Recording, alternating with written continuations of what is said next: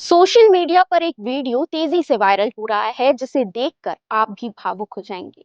दरअसल ये वीडियो है राजस्थान के जोधपुर के एक स्कूल का, जहां की एक छात्रा कैंसर से जूझ रही है और इस वजह से उसे अपने बाल कटवाने पड़े।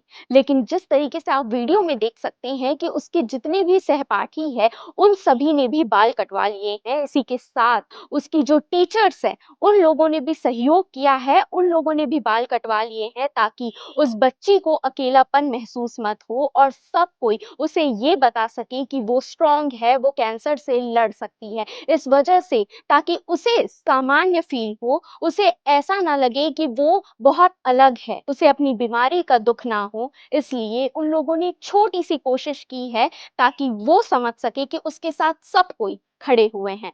और आप देख सकते हैं इस वीडियो में कि किस तरीके से सारे बच्चे और टीचर ने बाल कटवा लिए हैं। ये वीडियो बहुत शानदार है और दिखाता है कि इंसानियत आज भी जीवित है। इस वीडियो के लिए आप क्या कहना चाहेंगे? कमेंट में ज़रूर कहिएगा।